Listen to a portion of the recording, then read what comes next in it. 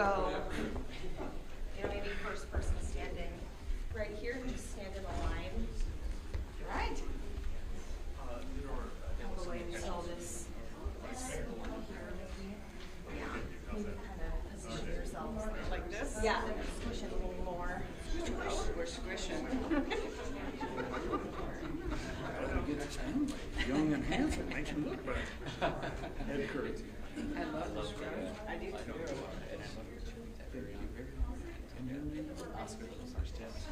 Yes, I think we can.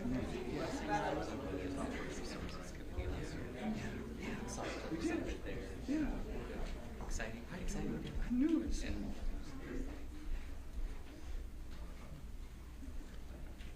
Remember, look like you're really enjoying being here.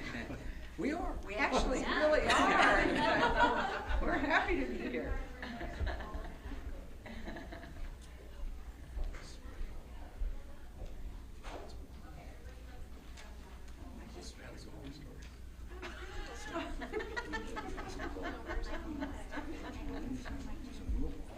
Yeah, it's a good day.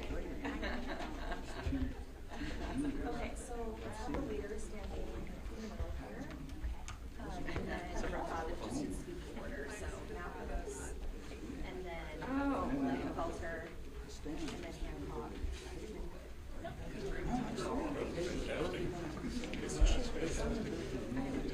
yes.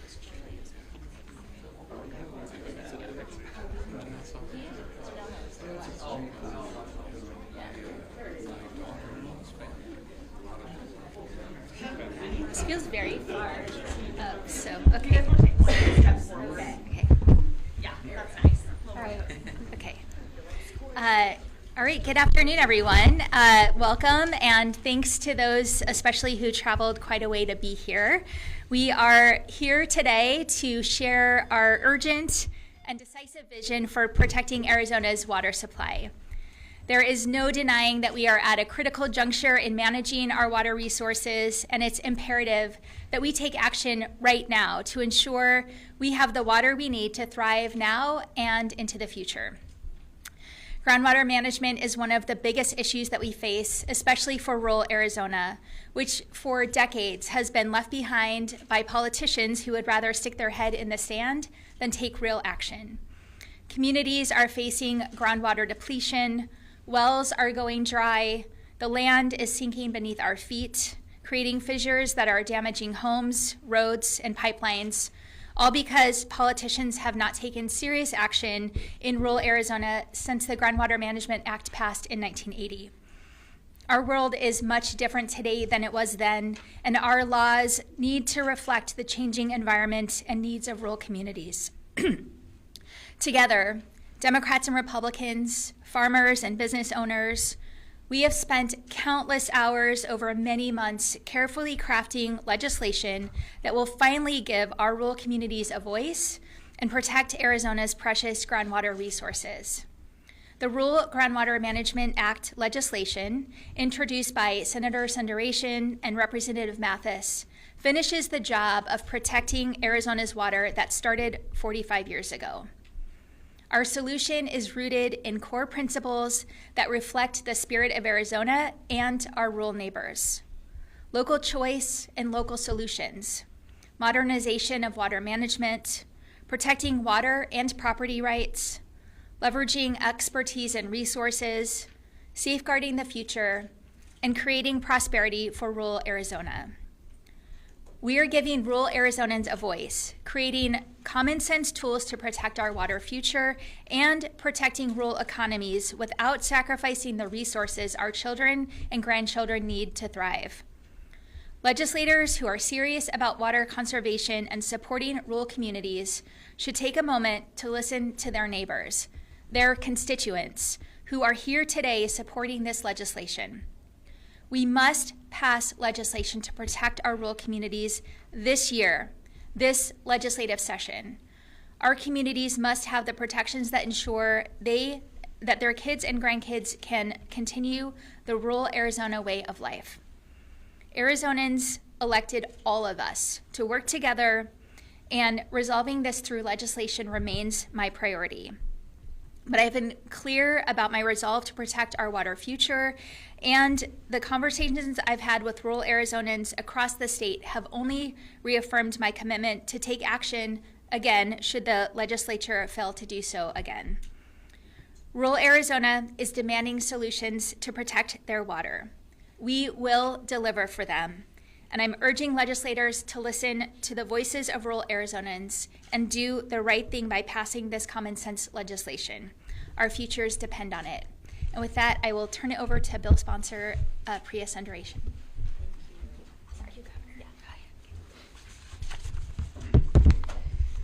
Good afternoon.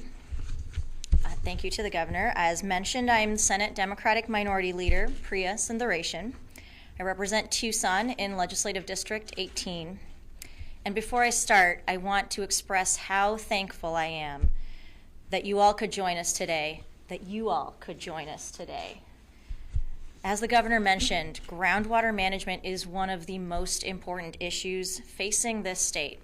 And for rural Arizonans, I do not believe that the urgency of this legislation can be overstated. For years, Arizonans have called for action on updating our groundwater protections. However, time and again, their cries for help have been caught in the middle of political negotiations. And the state has ultimately been unresponsive when it comes to protecting our state's finite water resources. I'm proud to say that those days are over. Today marks an important step in providing our state with long overdue, bipartisan, expert-backed legislation to ensure that future generations can be confident that Arizona will continue to be a place where any person can raise a family, start a business, or put down roots, free from worrying that water will at any point be sucked out from under them. I do want to make something very clear. The mirrored proposals that Representative Mathis and I have introduced today, and for those asking, the numbers are SB 1425 and HB 2714. These are the starting point for rural groundwater negotiations moving into this session. This comprehensive plan was born out of the consensus of the diverse business and municipal interests represented on the Governor's Water Policy Council, followed by months of stakeholder meetings, constituent engagement, and honest conversations with the agricultural community and our Republican colleagues about what our state truly needs to be successful in the long run. We cannot afford to allow partisanship to get in the way again. This state's water future is far too important. It's far too serious to allow any political games to derail this solution. I look forward to this proposal making its way through the legislative process. I ask my Republican colleagues to join us in supporting rural Arizona's right to groundwater protections that work for them. Thank you all again, and thank you, Governor Hobbs, for your commitment to protecting Arizona's groundwater. I'll now turn it over to my colleague, Representative Chris Mathis. Thank you very much, Senator. Thank you so much, Governor, and thank you very much for everybody for coming today. I'm Representative Chris Mathis, and I'm proud to be the House sponsor of the Rural Groundwater Management Act. This legislation is a direct response to the pleas for help we've heard from you, the people who live, work, and have raised families and built farms and businesses in small towns and rural communities across the state. Building on the work over the past 2 years of the Governor's Water Policy Council, legislation introduced last session and intensive months-long bipartisan negotiations beginning in January of last year, this bill establishes a third common sense option in addition to AMAs and INAs that empowers local leaders to take groundwater management into their own hands. And that's a key point. This bill is about local control. It includes a straightforward framework and key guardrails to ensure that meaningful reductions in groundwater levels declines are achieved. And you'll see by its length that we've spent months crossing every T and dotting every I, incorporating as much feedback as we could from a broad and deeply knowledgeable group of stakeholders and community leaders. This group didn't necessarily always agree on every detail, but we were able to unite around a common goal and shared approach, as well as a keen sense of urgency to provide certainty and peace of mind to rural Arizona. With the upcoming Colorado River reconsultation, this bill sends a strong message that we in Arizona are focused on innovative solutions to our region's unique water supply challenges. This was certainly the case when the framers of the original Groundwater Management Act enacted that historic and visionary legislation in 1980. Preserving our groundwater supplies for future generations wasn't a partisan issue then, and it shouldn't be now. That's why it's so important that we set aside politics and work together to assure rural groundwater management legislation makes it across the finish line this year. And now I'd like to introduce Supervisor Travis Lingenfelter.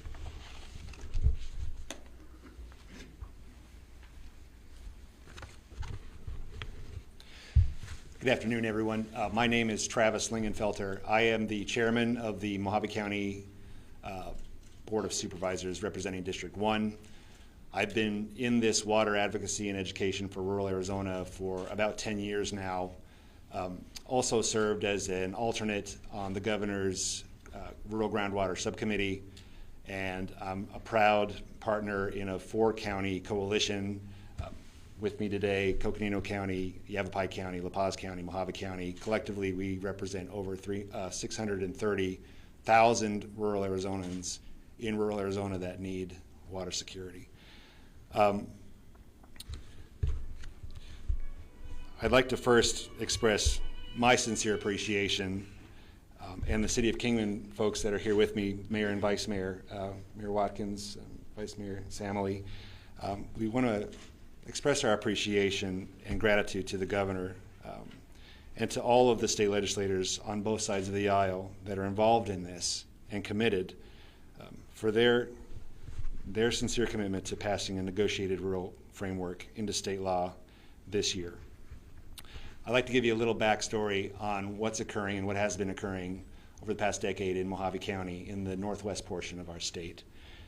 Over the past decade, in the Willcox Basin, which the City of Kingman is over the Willcox Basin, we've had Saudi, United Arab Emirates, and Central California corporations who are no longer permitted to over-extract groundwater from where they are from. They've collectively purchased over 78,000 acres in the Willcox Valley Basin and are currently cultivating 16,500 of those acres for export agriculture. They've drilled over 100 non-exempt wells in the past decade in that basin, with over 16 of those wells sized at between 3,000 and 3,500 gallons per minute. To put that into a term that most people can understand, one 3,500 per minute well is capable of pumping over 4 million gallons of groundwater a day. Those are far larger than any of the municipal wells that the City of Kingman has. I think the largest well is 2,700 gallons per minute. These entities are pumping water at an unsustainable scale. And today, the Willcox Valley Basin suffers from an annual 30,000 acre-foot groundwater pumping deficit, up from only a 5,000 acre-foot pumping deficit just 10 years ago. According to the Arizona Department of Water Resources, over 70% of the Willcox Valley Basin's annual groundwater pumping deficit is directly attributable to the international and out-of-state interests who, again, are no longer allowed to pump groundwater at such rates where they are from. As we all are aware, water is life in our state of Arizona and in the desert. And in 1980, Republican and Democratic elected leaders like John Kyle, Bruce Babbitt, and other legislators of the time were able to come together to pass the Arizona Groundwater Management Act. While not perfect, it was a significant achievement that provided a framework for Arizona's urbanized areas to responsibly manage their groundwater resources, protect private property values, and sustain massive economic development and population growth. 45 years later, and over 1 million Arizonans that are living in the 80% of our state that is still classified as rural are lacking basic protections for their groundwater. That is not sustainable, and it is time to pass a negotiated rural groundwater framework that can be passed by our legislature and signed by our governor. Since 2016, Mojave County and the City of Kingman have been advocating for a negotiated rural groundwater framework that protects private property rights and values, ensures local control and input, that provides certainty for rural economic development efforts, that is data-driven, and that can be used to keep rural Arizona communities strong and vibrant and thriving for many generations to come. In conclusion, again, we want to thank Governor Hobbs and all of the senators and representatives that are involved in this. We look forward to being a partner, and let's make 2025 the year that we get this done. And with that, I would like to turn the time over to the mayor of Willcox, Mayor Hancock. Good afternoon, everybody. As the mayor of Willcox and a business owner, I see firsthand how essential water is to our community's survival and prosperity. My livelihood as a hotel owner depends on visitors coming to our town, and without a reliable water supply, economic development and commerce in Willcox would come to a halt. This is why water is critical, not only for our businesses, but also for the people and industries that call Willcox home. In our community, water touches every aspect of life. It supports our burgeoning wine industry, a vital and growing part of our economy, and sustains the farmers, ranchers, and wineries that are the backbone of our region. It is our duty to work together to ensure Willcox remains a thriving place for all homeowners, businesses, and agricultural industries alike. Unfortunately, the Willcox Basin Aquifer has faced severe strain, resulting in homeowners' wells going dry and land subsidence and the race to the bottom to deepen wells. These challenges make it clear that we need a meaningful action to secure our water future. I want to thank Governor Hobbs for her leadership in prioritizing rural Arizona's water resources. Tackling these issues is not easy, and legislation like this often brings oppositions from all sides. However, as a public stewards, we are tasked with doing what is best for our constituents. Governor Hobbs and I did not create this crisis, but we are in a position to act. The proposed Rural Groundwater Management Act offers an even stronger framework than the Willcox Active Management Area, the AMA.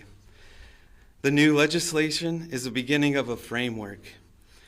Though not perfect, it provides foundation to build upon, allowing us to reach a compromise and move forward with future water legislation, hopefully in 2025. Rural Arizona offers a unique and cherished way of life. However, its future depends on reliable water access. The legislation is designed to ensure that communities like Willcox remain viable for future generations, so that our children and grandchildren have the opportunity to build their lives here. Water is not a partisan issue, it is a community issue. And I urge all legislators to work together with Governor Hobbs to find a solution. Open communication and cooperation are essential to securing water future that balances the needs of residents, businesses, and agriculture. We cannot afford further delays in securing water protections. Moving forward with the solution in 2025 is critical to preserving the land, livelihood, and heritage of communities like Willcox.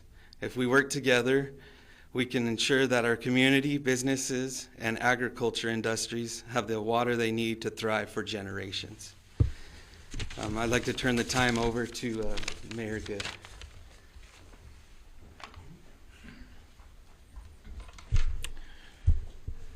My name is Phil Good. I'm the current mayor of Prescott. I'm also the chairman of the Northern Arizona Municipal Water Users Association. I've been on the Public Policy Committee for the Citizens Water Advocacy Group in Yavapai County, and also one of the original members of the Rural Groundwater Working Group. Make no mistake, I am a conservative, active Republican. But this issue is not a partisan issue. The last time I checked, there wasn't Democratic water and Republican water. There's water for our state, and it's important that our rural communities, whether it's towns, cities, people in the supervisor areas of the counties that are in the rural areas, have the opportunity in the future to be able to control their growth, control their future, and be able to have a broad policy that protects a balance of interest between business development, agriculture, and rural communities' ability to provide future water for current needs and future needs. When the Groundwater Management Act was proposed by Governor Babbitt, ever since then, Prescott has been well known for managing its water portfolio probably the most effectively of any city in the state. We have numerous conservation issues that we've implemented, but let's face it, we can't conserve our way to safe yield. We need to have a broad policy statement that needs to be enacted here, and we need to have both sides of the aisle work together to do this. Our working group has been working on legislation in both sides of the House, whether the House or the Senate, and I'm so pleased that Governor Hobbs now has taken this on to propose it so that we can have finally a solution throughout the state that is long, long overdue. As the mayor of Prescott, I frequently have to decide things that are in the best interest of our community. And I think this Rural Groundwater Management Act also allows us to expect that we can make decisions that are in the best interest of the state. So I want to call on our Republican leaders to be able to join with us. Obviously, there will be many partisan issues that still have to be dealt with throughout the legislative session, but this doesn't have to be one. This is one that can really help all of us, not only in the urban areas, to help agriculture and to help rural communities have a fair seat at the table to determine our future throughout the state. So I want to encourage them to join with us to create this legacy that we can finally have a future that we can all plan for and expect, so our rural areas can maintain their own water resources and do the best for their communities at large. So again, I want to thank the governor for initiating this Rural Groundwater Management Act, and we look forward to working with the legislature to get this across the finish line and enacted in this legislative session. Thank you very much.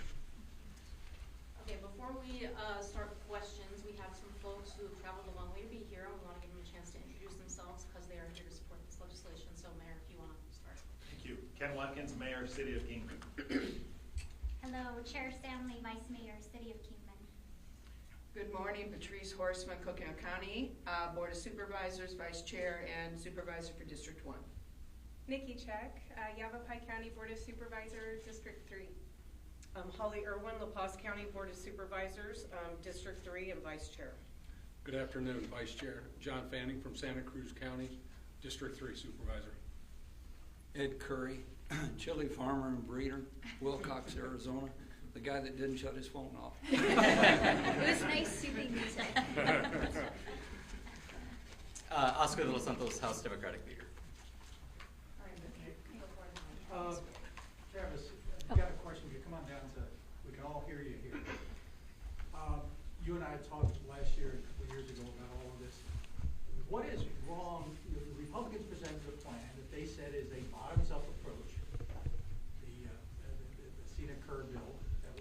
the supervisors to do what they need.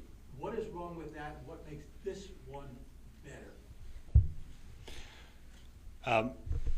Last year, I was glad to see that there was a lot of serious effort that has gone into this. Several meetings were held. Unfortunately, legislation did not pass. This year, I am in close contact with the Republican side as well. Being a Republican, Mojave County is very bright red. I think everybody has the common goal here. We want to get a solution. The question is, what does that negotiation look like? How do we get a negotiated bill past the legislature and something that the governor, in good conscience, can sign that's going to protect our small towns, our small town economic development, our small town way of life, private property values. I'm guardedly optimistic. Maybe not even guardedly. I'm the most optimistic I've ever been going into 2025 that we're going to get something done this year.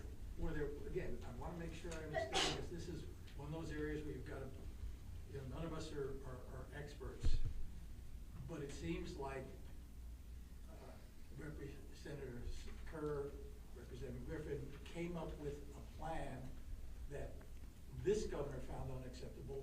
Was there something in there that you and your rural counterparts found unacceptable about that? There were a few points that we did take exception with.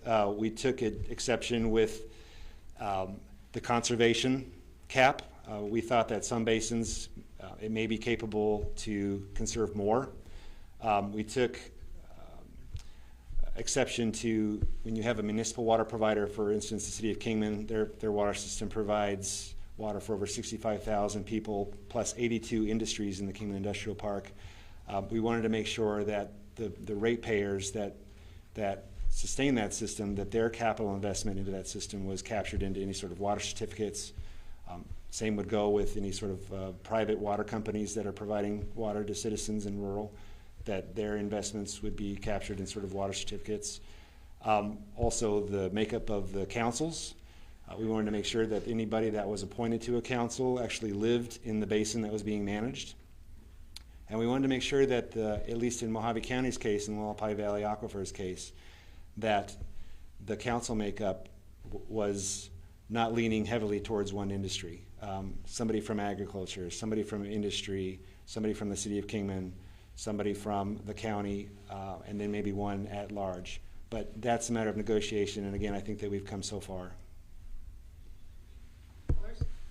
Somebody explain just the basics on how this will work. Well, for example, the Rural Groundwater Management Act be something that the legislators need to enact, and then they're on their own for enacting things, or will they produce recommendations for the legislature to approve? So I think some of the backstory is helpful. The bills that Representative Mathis and I introduced last year were very locally driven. It gave a lot of recognition to the fact that different parts of rural Arizona are different, and so the local councils were really empowered to make most of the decisions. There really wasn't too much imposed by the legislation itself. But in the negotiations and the discussions, the really fruitful, positive discussions that we'd had over the past year with our Republican counterparts, we were hearing that the legislation wanted more certainty in the legislation. And so that certainty comes into along with caps, at least some maximums and minimums in terms of what kind of conservation comes into play. What else? This includes initiation processes. So this legislation will create 5 initial areas, but for subsequent areas, we also don't want to make it too hard, too difficult for those areas that do need groundwater management to be able to adopt this kind of structure. So there's initiation processes that are outlined that are not more difficult than the same initiation processes for AMAs or INAs, which exist under current law. The council composition, as Supervisor Lingenfelter was referencing, we've changed our initial proposals in recognition of what we were hearing over the last year, and so we've also included some of the requirements for who council members are, but we've adopted also the appointment process includes input from the legislature in that process. So there's a lot of, we're trying to figure out what's new from last year. These are some of the things that we have updated and changed, but we've also made sure that it is also very, science-driven, data-driven, that the Department of Water Resources experts are available in ensuring that these protections are put into place. Hope that helped. I also have a question about the ag to urban and how this fits in. That's been a priority, especially Republican leaders. That comes with this promise that it will ensure the housing industry will stay strong and that hundreds of thousands of houses will be able to be built. Does this proposal ensure the growth of Arizona too? And how does how would that work? And then could the ag to urban bill be dovetailed with this, or it has to be two separate things? Yeah, I would say these are two separate issues. What we're talking about today is the lack of groundwater protection in rural Arizona. This is addressing that factor. The ag to urban proposals are addressing other issues that we face in our urban areas with groundwater management, within AMAs, and trying to address how can we better make sure that what agricultural use that does want to convert to housing can do so in an efficient way and in a way that overall does not harm the existing management of those urban areas, of those AMAs. But I would say those are potentially unconnected issues, and today we are here with members, elected officials across rural Arizona to really highlight the glaring crisis that exists in rural Arizona because of the lack of protections that they have. Senator, I appreciate that you've got many Republicans here from, as you say, deep red in Mojave County. Do you have Democrats out there? But when I looked at the bill, I yet to see either your bill or the representative's bill, any Republican co-sponsors. Does that pretty much, Republicans picked up seats. Does that pretty much doom this plan to failure? We don't think so, and I think as we heard today, the optimism is there that 2025 is the year. What you're seeing here is a bipartisan representation of elected officials across Arizona that includes super red areas. The fact that we don't have Republican legislators who's co-signed these bills is not the end of the story, because we have had such productive conversations with those Republican legislators over the past year, and they've indicated that they want to continue that conversation. They weren't quite ready yet to put their name on the bill, but we're very optimistic. Hi, Sam, Associated Press. Can you speak to, you talked about new minimums and maximums as compared to last year's bill with new conservation caps and floors. Given that this bill is a starting point, can you talk about where your red lines are, and Representative Mathis as well, in terms of where you're willing to go with those maximums and minimums? I don't want to say that we have any red lines. We do want to make sure that what gets passed is based in science, based in the data. And it's also, as Supervisor Lingenfelter mentioned, some of the caps in the last year's legislation that we saw were too low to make a meaningful difference in some basins. So what we want to see is an engagement on the bill, the substance, the maximums and minimums we've included.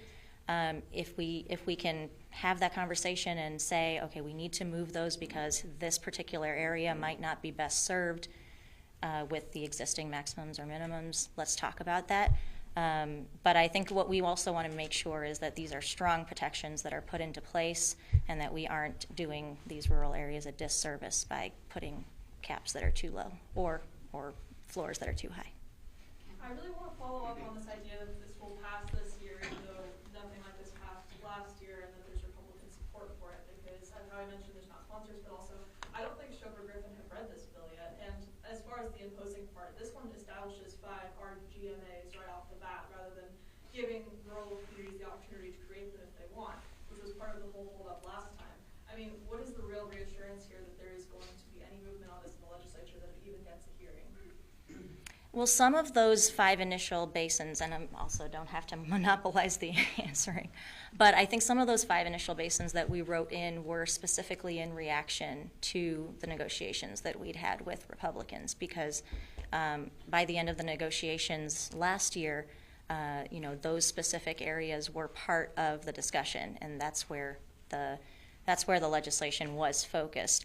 One more that we've added in here as one of the 5 initial basins is the Willcox area, because the Willcox area just became an AMA because we lack any other options, and so that's one of the reasons.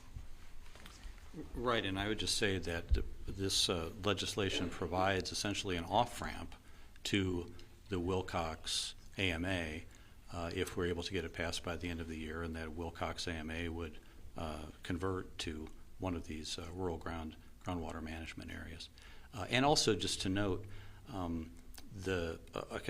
part of the story that I think has been unseen is we really have made significant progress in our negotiations with Republicans. You're asking about why no Republican co-sponsors. Obviously, we have a number of strong Republican supporters here, but we really have made significant progress over the past year in our negotiations with Republicans. And I think what we hope, we've put forth, this is our best proposal, which is the work product of, as we've said, the Governor's Water Policy Council, our negotiations last year. We anticipate continuing those negotiations, and we hope to essentially start off where we left off and wind up with a bipartisan solution that everybody can be proud of. I want to jump in there too. As Representative Mathis said, we made more progress last year on negotiating rural groundwater reform than has been made ever. And so we're not starting at ground zero, we're starting in a good place. And there is a renewed sense of urgency that something get done this year. And I'm committed to that. I actually had a meeting with Representative Griffin yesterday. I would characterize that meeting as positive. And I don't want to put words in the representative's mouth, but I feel that we both left the meeting with at least a basic agreement that something needs to happen this year. And so as I have said from the beginning, I'm very optimistic about this. And I think there's just an overwhelming sense that this is the year this has to get done. Time for one or two more. And a question about how this would play out in the community, if you could give us an example. For example, the small town of Salone, one of their 2 wells is running dry. They have a storage tank that dates back to the early 1900s. Their water system needs major repairs. What is in it for a community like that in this legislation? Maybe one of our rural electeds. Someone want to take that? Good. Yeah. Hi, Holly Irwin again. I wanted to address that. Salome is facing some issues with their, it's a local water company that unfortunately the previous owner had passed away. He had been trying to get some rate increases, so he could do some infrastructure repairs because they are regulated by the ACC, and he was unsuccessful in doing so. So they're kind of in like a little bit of a limbo with the water company. But Salome does face the issues, and we're a prime example of why we need some groundwater legislation moving forward, because I've been dealing with this since 2015. This is a bipartisan issue. We've worked very hard together, all of us up here, trying to get something done. And thanks to Governor Hobbs, I think we finally have a voice where we can represent and do something good for the local people in Salome that are having these issues, not only in my county, but throughout the state of Arizona. It's long overdue, and they deserve to be heard. Rural Arizona does have a voice. We deserve to be protected as well. So I commend the work that's been done by everybody, and hopefully this will be the year that we get something done. So thank you. We're going to end right here. There's been a lot of criticism of ADWR lately from Republicans and Republican groups. They say that things like the Governor's Water Policy Council and the Act of Urban Rulemaking are frivolous and maybe even illegal. What would be your response to some of those claims, especially because they target ADWR under your direction? The Water Policy Council is a bipartisan council, and we worked really hard to make sure that it had representation from all different industries across Arizona, communities across Arizona, and bipartisan legislators to escape that criticism that it was one-sided. As has been said many times here today, water is not a Democratic or Republican issue. It is an Arizona issue, and we have to solve it. And as governor, I have taken more action to protect our water than has happened in the decades since the Groundwater Management Act, because it's imperative that we do so. And I'm not going to sit by and let out-of-state corporations exploit our resources, and we're going to take action. So, you know, if people want to criticize the action we've taken, that's fine, but I'm not going to sit by while our future is at risk if we don't do something now. And that is exactly why we established the Water Policy Council. It's why we're pushing forward on this legislation this year, and we'll continue to do that.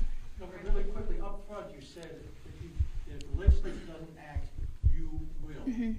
What powers do you have, given the legislature makes the laws? We can declare an AMA like we did in Willcox, and I will be the first to say it. It's not the ideal tool for every community, which is why we have this framework for a third option, and Willcox will be able to convert under this legislation. We need this tool, and I think that that's been stated loudly and clearly. But again, there are communities like Willcox. I mean, I saw it myself, the fissures in the earth, infrastructure crumbling because of it. We had to take action, and we will do that in subsequent basins if needed. All right, other folks might be available, but we're going to end there. Thanks.